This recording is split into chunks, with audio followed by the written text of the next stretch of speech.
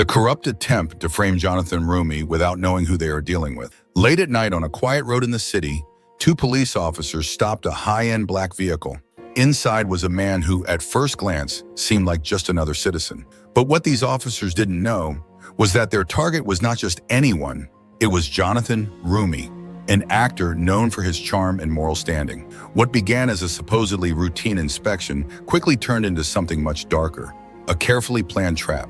However, those trying to frame him had no idea of the mistake they were making. In a matter of hours, the entire corrupt structure they had built would begin to crumble. The night was calm. The lights from the street lamps flickered over the deserted streets, and occasionally, a car crossed the empty avenues. Jonathan Roumie drove his black pickup truck through a residential neighborhood. His hands were relaxed on the steering wheel as he checked the watch on his wrist. It was past midnight. His day had been long, but his visit to a community project in a vulnerable area of the city had been a success. He already had all the information he needed and was planning to return home when, approaching an intersection, he noticed the dim light of a stop sign. His trained instinct picked up the detail immediately. Slowing down, he paused completely and then turned left, continuing his journey. However, he barely advanced a few meters when a red and blue flash illuminated his rearview mirror. The high-pitched sound of a siren broke the silence of the night. Roumie wasn't perturbed. It wasn't the first time he had found himself in a tense situation. He kept his breathing calm, his mind focused. He glanced at the side mirror and saw the patrol car approaching quickly, the headlights projecting long shadows on his dashboard. With a calculated movement, Roumie calmly pulled the vehicle to the side, turned off the engine, and took his ID. The patrol car stopped right behind him with the lights still flashing. Through the mirror, he could see two officers get out of the car. Their movements were overly meticulous, as if they knew exactly what they were about to do.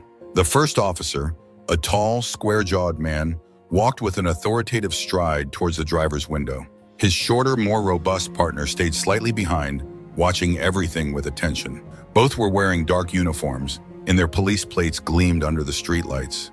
Roumie memorized their names as soon as they approached. Commissar Vega, Albe Franco. "Good evening, sir," Vega said in a firm voice, bowing slightly as he illuminated the interior of the vehicle with his flashlight. "Do you know why we stopped you?" Roumie held his gaze without hesitation, his face reflecting no concern, only absolute calm. "No, officer," he answered in a serene voice. "I wasn't speeding, and I stopped completely at the stop sign." Vega's lips curved into a slight smile of superiority. "You didn't actually stop at the intersection," he said in a condescending tone. "That's a traffic violation." Roumie raised an eyebrow imperceptibly, but kept his expression firm. "I'm sure I did stop, officer," he answered, not raising his voice. "Perhaps you got confused." Before he could say anything else, Vega raised his hand, interrupting him abruptly. "License and search warrant," he ordered, hardening his tone. Roumie calmly handed him his documents, without making any sudden movements, having no intention of escalating the situation unnecessarily. Vega took the documentation and examined it closely. When he saw the name on the license, his eyes narrowed slightly.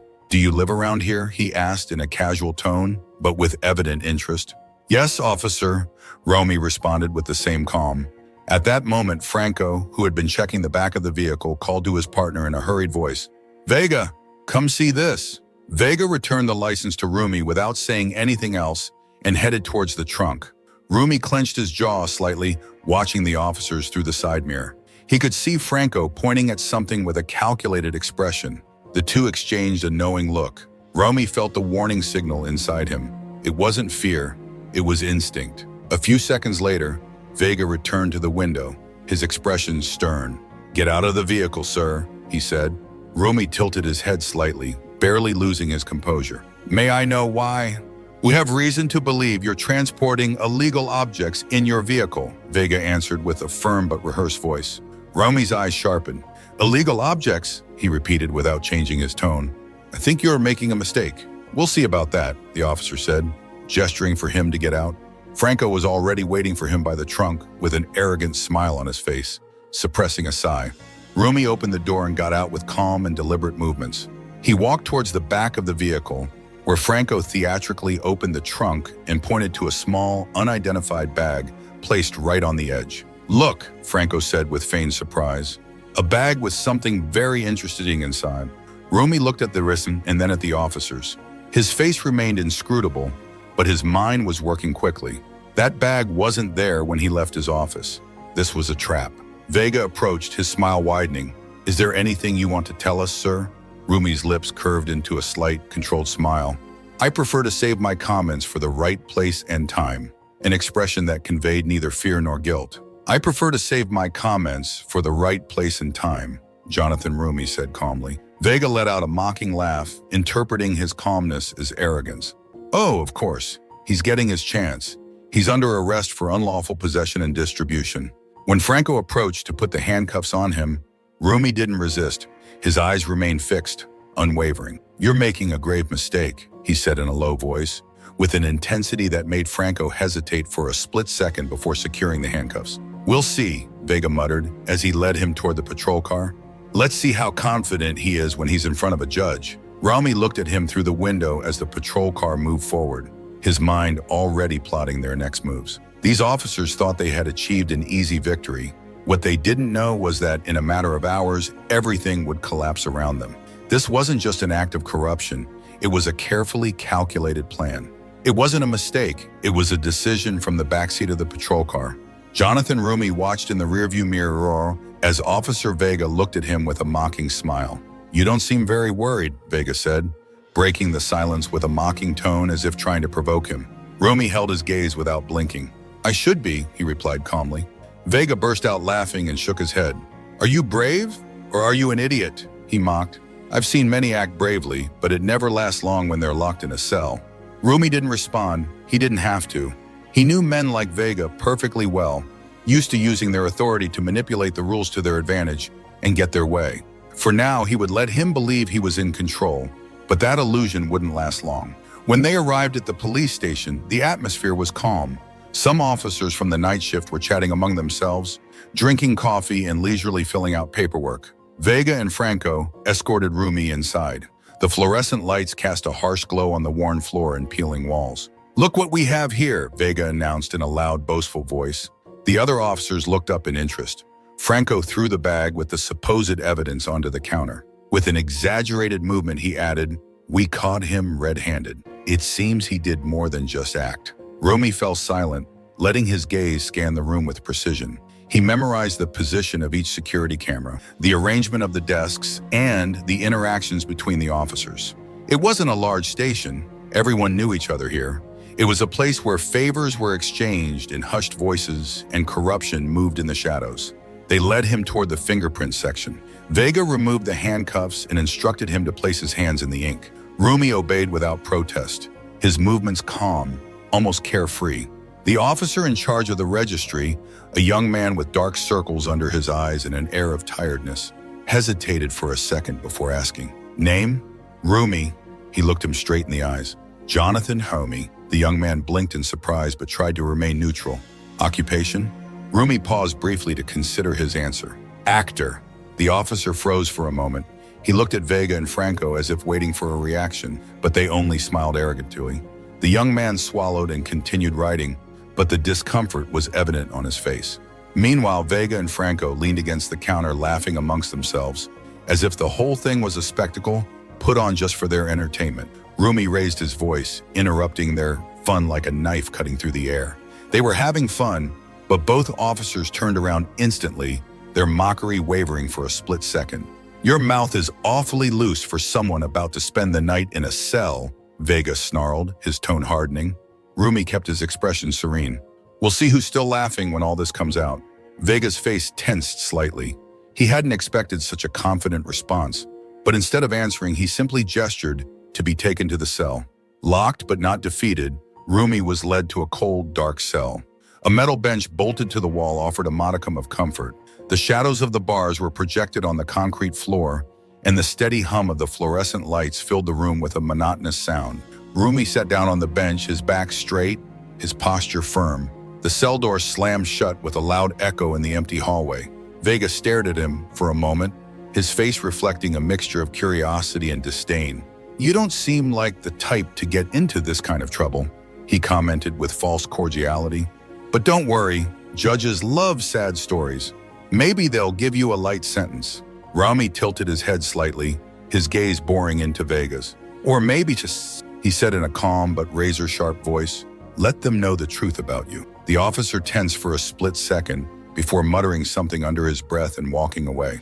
Roumie leaned his back against the cold wall and exhaled slowly. He knew that every move from now on had to be precisely calculated. He wasn't just fighting for his own freedom, he was about to uncover something much bigger. The only interruption in the darkness of his cell was the sound of the building's ventilation system. Roumie waited. He had the patience developed over years in politics and leadership. He knew his absence would soon be noticed, and when that happened, questions would come. His team would find him. They always did. Meanwhile, the detainee would play his part, the calm man with nothing to hide. But every minute that passed was an opportunity to observe, to analyze, to gather information. He listened to the footsteps of the officers on duty moving through the halls. He memorized their routines, listened to the faint beeping of the station's computers, caught every sound from the radio. Every detail mattered. When the time came, he would be ready. Meanwhile, at the police station in the break room, Vega and Franco settled in with their cups of steaming coffee, laughing amongst themselves. He thinks he's untouchable, Franco commented, shaking his head. You saw his face, not a single trace of fear. That's going to change, Vega replied with a confident smile. Now he's just another name in the system. No one's going to ask questions. Exactly, Franco agreed. We have everything we need, the evidence is solid, but none of them noticed the young officer in the booking area, watching from his desk. His face was pale. His eyes went from the monitor to the cells, clearly nervous. Something didn't add up. But in this station, questioning superiors was not only frowned upon, it was dangerous. From his cell, Jonathan Roumie closed his eyes and took a deep breath. The hours passed slowly, but he didn't sleep. He didn't need to. Every minute was one step closer to the moment when it would all come crashing down. The storm was on the way, and he was the eye of it. The cracks in the facade of the corrupt were beginning to show. He just needed a little more time. Officer Franco cleared his throat and took a step back. He enjoyed his breakfast, muttering before turning and walking down the hallway. From his cell, Roumie followed his eyes as he disappeared. He knew what was happening. They thought they were in control, but they were wrong. The seed of doubt in the booking area had been planted. Officer Rodrigo Herrera, young and fresh out of the academy, watched Franco cross the station with a confident stride. He had processed dozens of arrests in the few months he had been on the force, but something about this case seemed different. The detainee didn't behave like the others. He wasn't aggressive or defiant, but he wasn't afraid either. His calm, his measured words were not normal for someone who had supposedly been caught with irrefutable evidence. And then there was the bag. It was too conveniently placed, exactly where any officer would find it. It looked like a package, wrapped and ready for the perfect arrest. Herrera ran his finger over the keyboard without typing anything. Hesitantly, he knew the unwritten rules of the station. He didn't question his superiors, but that idea ate him up. He glanced at the surveillance monitors above his desk. On the screen, the cell hallway was in black and white. Roumie continued sitting on the bench, motionless as a statue, his expression indecipherable. Herrera bit his lip. Something inside him began to ignite. Roumie moved his piece while Herrera fought with his conscience. Roumie made his move, hands casually resting on his legs. His gaze remained fixed on the camera located outside his cell. It was an old model, probably outdated and poorly maintained. Surely the station's budget didn't prioritize state-of-the-art surveillance equipment. He waited until the hallway was clear, then with a slight movement, he slid a hand towards the edge of his jacket. There, discreetly sewn into the lining, was a small tracking device. He pressed his hand against the fabric and activated the transmitter with an almost imperceptible click. The device would send a silent signal, a pulse that his team would receive in a matter of seconds. He didn't need to say a word. They would know what to do. The false confidence of the corrupt. In the break room, Vega and Franco settled in with their coffee and a newspaper. Must be sitting there thinking we're going to break, Vega said with a smile, shaking his head. They always think they can talk their way out of this, Franco replied, letting out a laugh. Yeah, but this one's in for a big surprise. We have the bag, the arrest report. There are no witnesses. No one is coming to save him, Vega said, leaning back in his chair with a smug air. What I like about this job is how predictable it is, he muttered. We always see the same guys. They think they're smarter than us, but they never are. Their laughter filled the room, completely ignoring the storm that was about to break. The signal had been received. Miles away in an unmarked office, a phone rang softly on a desk. A hand calmly lifted it. A calm but authoritative voice spoke on the other end of the line. Signal received. There was a brief silence. Location confirmed. Resources mobilizing. The station awakens. Roumie leaned his head against the wall and closed his eyes for a moment. He could feel the pieces moving. He could imagine the silent precision of his team organizing in the background.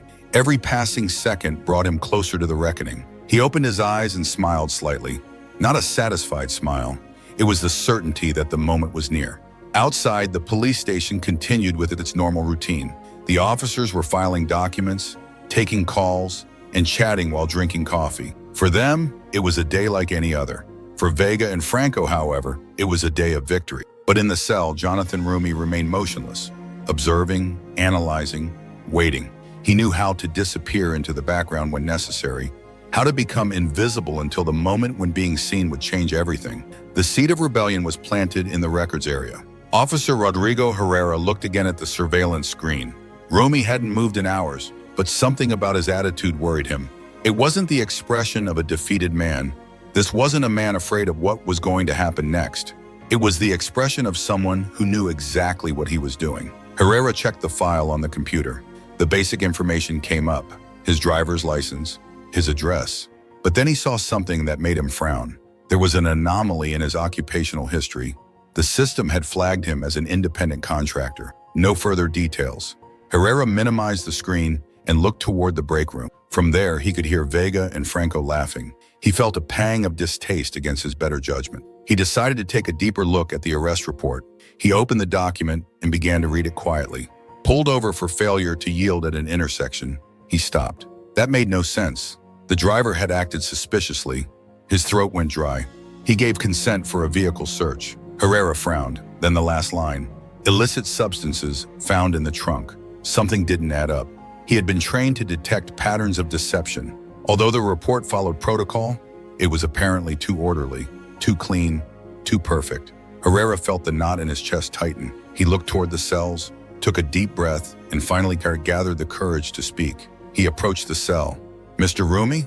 Roumie looked up. His dark eyes were sharp, analytical. "Tell me, officer," he asked, his tone measured and calm. Herrera tried to hide his nervousness. "I just wanted to ask, did you really allow them to search your vehicle?" Roumie tilted his head. He could see the doubt in the young officer's eyes. The cracks in the corruption had already begun to open. "What do you think, Officer Herrera?" Roumie asked calmly. The young man swallowed. "I'm just doing my job." Roumie held his gaze and calmly answered, "That is exactly what they expect you to do." Herrera took a hesitant step back, tried to say something, but ended up muttering an excuse before walking away. But Roumie had already seen what he needed to see. The first domino had fallen, and the collapse was inevitable. The countdown had begun. "We'll act when he gives us the signal. For now, we wait." Inside an inconspicuous office in downtown Bacier in Salvador, an array of monitors flickered with live images of the police station on a screen. Roumie remained motionless in his cell, sitting with his back straight and his unwavering gaze. In another room, Officer Rodrigo Herrera was pacing back and forth at the reception desk, clearly agitated. "It seems the kid is starting to have doubts," commented one of the agents. The man leading the operation gave a slight smile.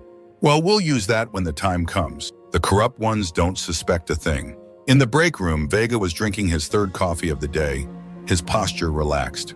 "Have you seen Herrera before?" he asked Franco. He looked like he'd seen a ghost. Franco shrugged with a confident smile. "He must be overthinking things. Rookies always get nervous with borrowing their first big case." "Yeah, well, let's hope he doesn't start asking too many questions," Vega said, his tone darkening. Franco let out a short laugh. "It doesn't matter. The evidence is there. He has no alibi.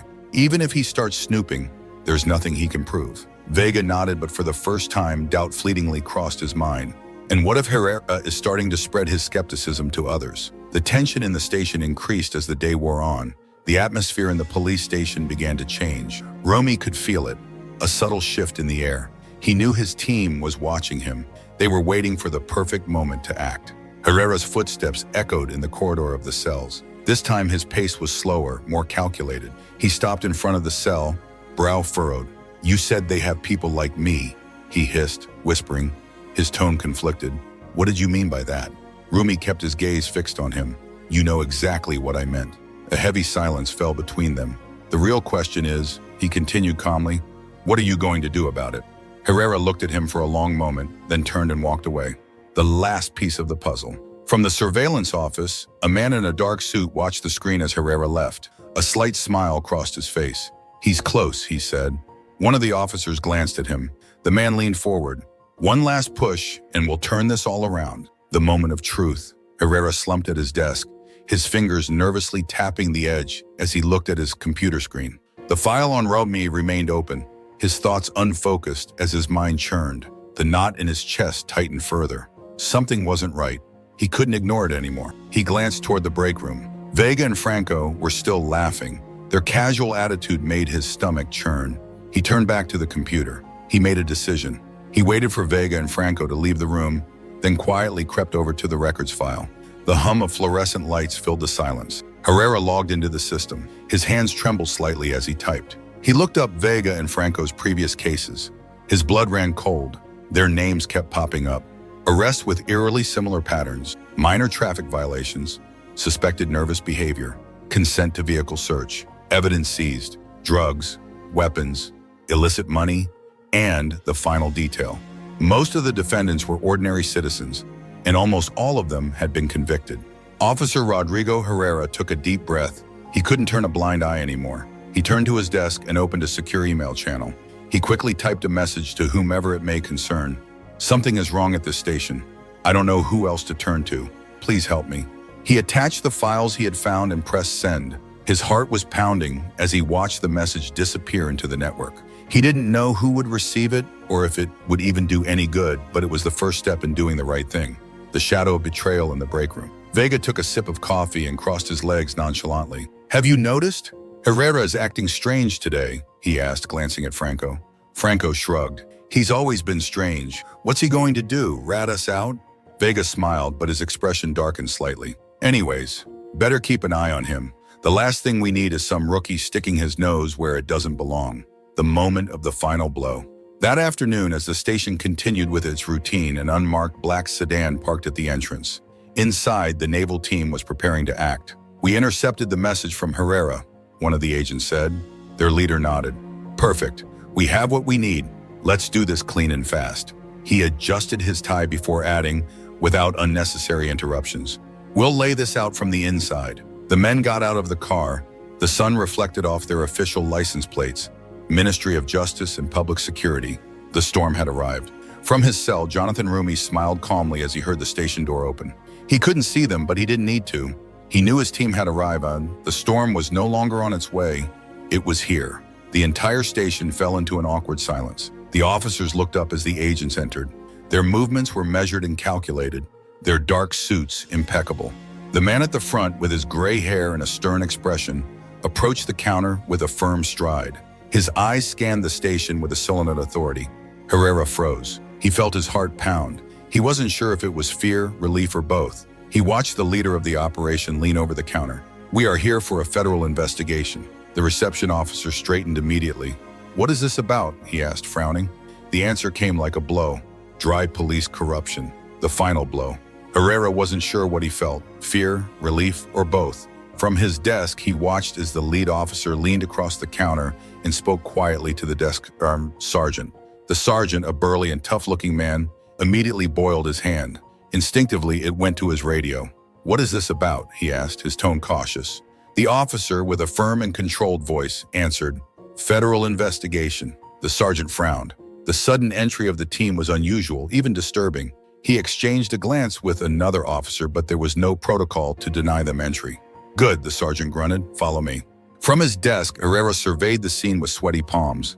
He knew deep down that his email had set this off, but he never imagined such a swift and visible response. He looked toward the break room. Vega and Franco were no longer laughing. Their loud conversations had devolved into tense murmurs. Vega glanced at Herrera for a split second. The young officer quickly looked away and returned his attention to the screen.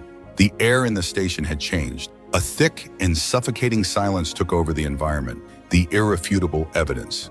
The lead agent, a tall man with gray hair, entered a small interrogation room accompanied by his team. One of the agents rolled a cart with a laptop server and several hard drives. They wasted no time connecting the systems and began to extract the files from the station. The lead agent crossed his arms and looked at the screen. "Something?" he asked the analyst. A young woman with sharp eyes nodded with a half smile. Many files full of inconsistencies, repetitive arrests with the same patterns, reports with procedural gaps. "This is not just malpractice," she said, her serious voice echoing. "This is a system of corruption." The head of the operation frowned. "Take out everything.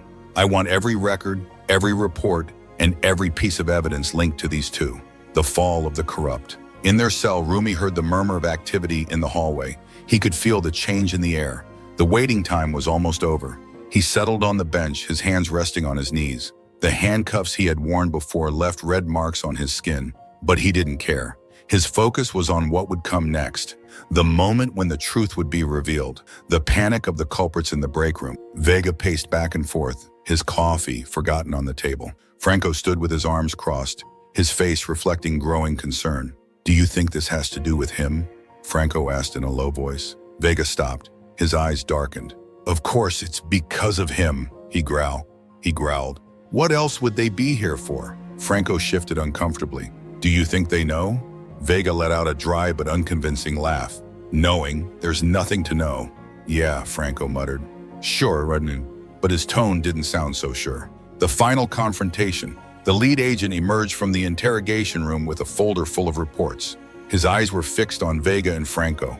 Both officers froze in mid-conversation. The team of agents positioned themselves around them like sentries, ready to act. "Officers Vega and Franco, we need to talk to you, Bayam." The lead agent's voice cut through the air like a knife. Vega tried to feign confidence, forcing a smile as he stepped forward. "What is this about?" he asked casually. "We have nothing to hide." The officer didn't even blink. "Perfect. Then you'll have no problem answering a few questions." The silence in the station grew heavier as the officers were escorted to the interrogation room. From his desk, Rodrigo Herrera watched the scene, his heart pounding. He could see the cracks in Vega's facade. He could notice the tension in Franco's shoulders. The once self-assured duo now resembled a pair of cornered animals. The end of the farce. Minutes later, another officer approached Roumie's cell. The door opened with a metallic whir. The officer, with a neutral but respectful expression, spoke. "Mr. Roumie, you are free to go." Roumie stood up, his movements fluid and deliberate. He looked at the people and nodded slightly as he left the cell. The hallway seemed brighter. The oppressive weight of the station dissipated with each step he took toward the exit. A silent farewell as he passed Herrera's desk. Their gazes found each other, fleetingly. The young officer opened his mouth to say something, but hesitated. Roumie paused for a second, looked at him with recognition, and spoke in a low but firm voice, "Thank you." Herrera felt a lump in his throat, nodded slightly. He didn't know what would come next, but for the first time since joining the force, he felt like he had done something that really mattered. The reckoning. The door to the interrogation room slammed shut. From the entrance of the station, Roumie watched as the agents systematically dismantled the web of lies. The storm he had expected had finally arrived, and it was only the beginning. Inside the tiny room, Vega and Franco sat down at a metal table, their postures rigid. The lead agent watched them calmly. The silence lengthened. Finally, he spoke. "Well," his tone was calm. "Do you want to start with the arrest report, or let's go straight to the planted evidence?" Franco swallowed, his eyes strayed towards Vega. "We don't know what he's talking about," Vega said, his voice thick with tension. The agent slid a series of photos across the table, images captured by the cameras of station security. Vega and Franco holding the bag before searching the vehicle. Vega's stomach churned. "That doesn't prove anything," he insisted. The agent smiled calmly. "Sure, because we have audio recordings too, where you discuss how easy it would be to incriminate him." Franco went pale. His hand gripped the edge of the table. "No, they can't use that," he stammered. "It's a trap." The agent shook his head. "This is not justice, and this is just the beginning." Epilogue: Justice served. Hours later, Vega and Franco were handcuffed and led from the station. Their arrogance was gone. The evidence was overwhelming. Their careers were over, and so were their lies.